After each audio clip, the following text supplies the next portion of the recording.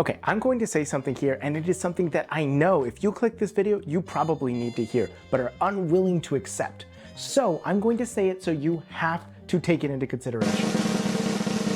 Dungeon Masters, your fun is just as important as anybody else at the table. There, I said it. Hey, thank you. Hey, I'll be here probably for the next hour recording. I know that it is difficult for a lot of DMs to be able to take this into consideration.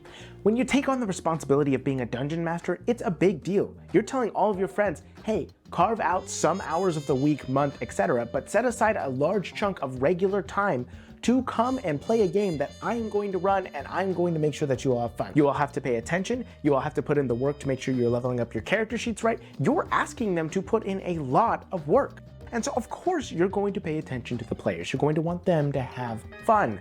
But here's the deal, by doing that, so many DMs, especially ones like me, find themselves pushing their own fun to the wayside to make sure that the players have a good time. But I'm here to tell you that you don't have to sacrifice one or the other. It is possible to keep both groups happy and having fun, and what it takes is one of the largest, most horribly difficult things for a dungeon master with social anxiety to do. Communicate. But seriously, communication is one of the most important parts of it, and I'm going to run you through exactly how to do so without disappointing any of the players or yourself, so long as you do it right and keep an open mind and flexibility. The first thing that you're going to want to do if you're wanting to have a good time is take into consideration what sort of things are important in a story and game for you. It's important during a session 0 to ask the players this, of course, but you're a part of it. When you ask the players what's most important to you, exploration, combat, or social interactions, you need to ask yourself that question. And I know that it's easy to forget yourself, but it is one of the most important parts. And this isn't just for your sake. If you really think about it, if you are not having buy-in for the combat or the exploration or the social interactions, but the players want that, you're not going to put as much passion into it, and it's going to lead to a less fun game for everybody. It is definitely important to take care of yourself as well as them. Be clear with them what it is that you like doing, but take a look at the different pillars of the game. If they like social interactions and you like combat, it is perfectly okay to find a way to mesh those two together. A combat encounter where social interactions are just as important as anything else is fascinating and really fun to do. If you're fighting against an enemy who you believe you might be able to turn onto your side if you survive enough combat encounters of yelling out simple facts to them and helping address their own flawed logic, that's a good encounter and includes what you enjoy and what the players enjoy. I have brought peace, freedom, justice, and security to my new empire. Your new empire? Or say they like exploration. One, I'm sorry, because boy, does D&D 5e not have things in place for exploration, but you can still find a way to make that work. If they're exploring an area, you can start to build up to a combat encounter. Everything that they explore, everything that they see, leads clues that they can further include in the combat encounter.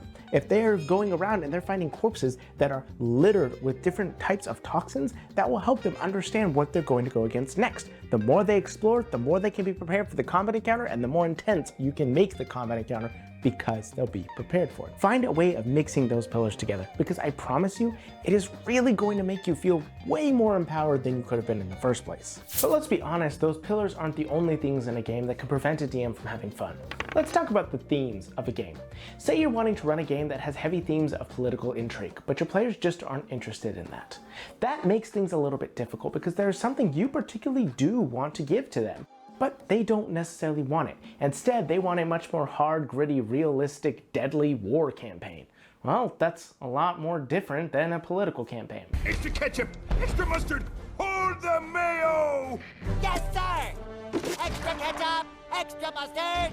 Hold the mayo! One of the things you can do is do what I mentioned earlier of merging the two things, but I would really recommend being a lot more careful with this one specifically. It's one thing to look at the different pillars of the game and feel like you can connect them and make them work, but when you're talking about themes, the players will recognize when things are merging in a way that they aren't interested in. If you're running a war campaign, yes, you can make a lot about the war, about the politics, but that being said, it's going to be a little difficult to get them to have buy-in into those parts of the game.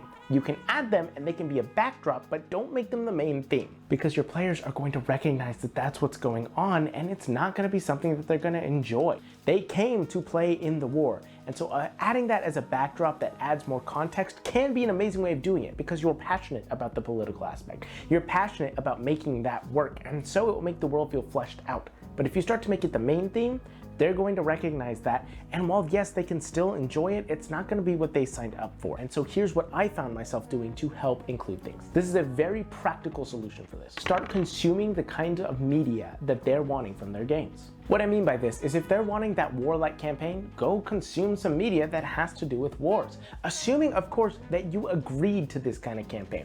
Don't just agree to it because they want it. It also has to be something you at least feel you could have buy-in into. But if you do, go consume that media. Watch those war movies, read a book, listen to a podcast, because I guarantee you at some point, if you are like me, which I know many DMs are, you're eventually going to catch on to something that makes you excited, a specific vibe of the movie, or a through line of the type of stories that tend to happen in war, and you'll begin to get excited about that. Find something that you can connect with in the source material that your players are asking for, and then use that as inspiration.